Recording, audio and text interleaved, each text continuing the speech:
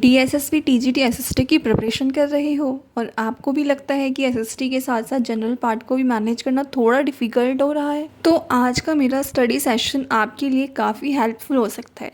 आज मैंने अपनी प्रिपरेशन में जनरल पार्ट के हिंदी और इंग्लिश सेक्शंस को कवर किया है और आज के वीडियो में आपको दिखाऊंगी कि मैंने क्या क्या पढ़ा, कैसे पढ़ा और जनरल पार्ट को लेकर मेरा अप्रोच किया है।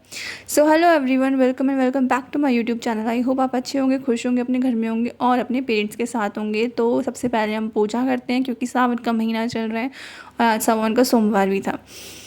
तो अगर आप मुझे पहली बार देख रहे हैं तो मैं टीचिंग के साथ साथ डीएसएसबी टीजीटी एसएसटी की प्रिपरेशन भी कर रही हूँ और ऑनेस्टली जॉब के साथ कॉम्पिटिटिव एग्ज़ाम की प्रिपरेशन करना इजी नहीं होता, इसीलिए मैं ट्राई करती हूँ कि हर दिन थोड़ा थोड़ा सिलेबस कवर करूँ इंस्टेड ऑफ एक ही दिन में पूरी बहुत कुछ कंप्लीट करने का प्रेशर लेने के बजाय। तो सबसे पहले मैंने स्टार्ट किया हिंदी के सेक्शन से, जिसमें आज हम कवर करेंगे अनेक शब्दों के लिए एक शब्द। ये सारा सिलेबस मैं पहले कर चुकी हूँ पर मुझे अब रिवाइज़ करना है, तो हम टाइम वेस्ट ना करते हुए अपने टॉपिक पे आ जाते हैं। हिंदी में मेरा फोकस सिर्फ क्वेश्चन सॉल्व करने पर नहीं था बल्कि कॉन्सेप्ट को रिवाइज़ करने पर भी था। मैंने स्पेशली ग्रामर के इंपॉर्टेंट टॉपिक्स को कवर किया क्योंकि कॉम्पिटिटिव एग्ज़ाम्स में हिंदी के क्वेश्चंस कई बार बेसिक कॉन्सेप्ट को टेस्ट करते हैं।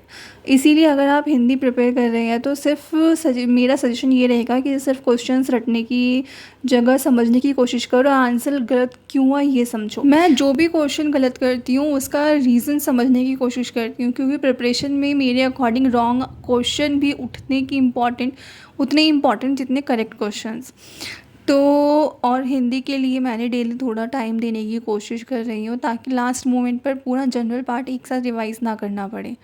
हिंदी के बाद मैं फ़ोकस करती हूँ इंग्लिश पे, पर उससे पहले मैं थोड़ी देर बालकनी में आती हूँ और हमारे यहाँ पे किसी की डेथ हो गई थी तो आज वहाँ पे 13वीं का टेंट लगा हुआ है, तो थोड़ा सा माइंड फ्रेश करती है। इंग्लिश में भी मेरा अप्रोच ऑलमोस्ट सेम ही है, सबसे पहले कॉन्सेप्ट रिवाइज़ करना, उसके बाद क्वेश्चन सॉल्व करना और जो मिस्टेक्स हो रही हैं उन्हें नोट करना। इंग्लिश में वोकैबुलरी, ग्रामर और कॉम्प्रिहेंशन जैसे एरियाज़ को इग्नोर नहीं करना चाहिए। कभी कभी हमें लगता है कि इंग्लिश तो आती ही है, इसके लिए ज़्यादा प्रिपरेशन की ज़रूरत नहीं है, क्यों अपना टाइम वेस्ट करना है इस पर। बट कॉम्पिटिटिव एग्ज़ाम में बेसिक इंग्लिश और एग्ज़ाम ओरिएंटेड इंग्लिश में डिफरेंस होते हैं, इसीलिए मैं पर्सनली क्वेश्चन प्रैक्टिस करने पर ज़्यादा फोकस कर रही हूँ। और एक चीज़ जो मैंने फॉलो कर रही हूँ, मैं एक ही टॉपिक को बार बार पढ़ने की बजाय उसके क्वेश्चन सॉल्व करने की कोशिश करती हूँ। इससे मुझे पता चल जाता है कि एक्चुअल एग्ज़ाम में मेरी प्रिपरेशन कितनी स्ट्रॉन्ग है। तो अब बात करते हैं कि मैं जनरल पार्ट को कैसे मैनेज कर रही हूँ। डीएसएसबी टीजीटी एसएसटी में हमें सिर्फ एसएसटी पर फोकस नहीं करना है, जनरल पार्ट भी इम्पॉर्टेंट है और इसी वजह से मैं इसे कम्प्लीटली लास्ट के लिए नहीं छोड़ सकती और ना मैं छोड़ना चाहती। मेरा सिंपल अप्रोच है daily small target. For example, अगर मेरे पास लिमिटेड टाइम है तो मैं एक ही दिन में पूरा जनरल पार्ट कवर करने के प्रेशर में नहीं आती। मैं डिसाइड करती हूँ कि आज मुझे हिंदी का कितना पोर्शन और इंग्लिश का कितना पोर्शन कंप्लीट करना है, फिर उसके अकॉर्डिंग क्वेश्चन सॉल्व करती हूँ। और अगर किसी दिन टारगेट कंप्लीट नहीं हो पाता तो ऑनेस्टली उसके लिए खुद को डिमोटिवेट करने का कोई फ़ायदा नहीं है। नेक्स्ट डे सिंपली वापस स्टार्ट करो, because competitive exam preparation is not about studying perfectly every single day, it's about showing up consistently. जैसे आप स्क्रीन पर देख रहे हैं कि आज मेरा मेजर फोकस हिंदी और इंग्लिश में था। मैंने नोट्स रिवाइज़ किए, क्वेश्चन प्रैक्टिस किया और अपनी मिस्टेक्स को एनालाइज़ किया।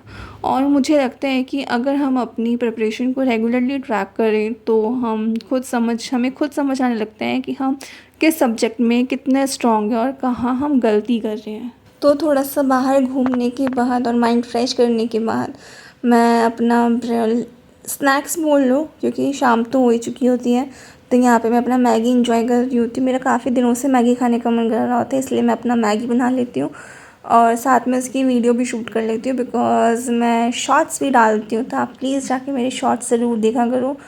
और मैं आपको ये भी बता दूं कि मैं टीचिंग के साथ साथ डीएसएसबी की प्रिपरेशन के साथ साथ मैंने अपना खुद का एक ब्रांड भी लॉन्च किया है, शेल्स बाय शैली के नाम से, क्योंकि सिर्फ एक चीज़ पे फोकस करने से कुछ भी नहीं होता।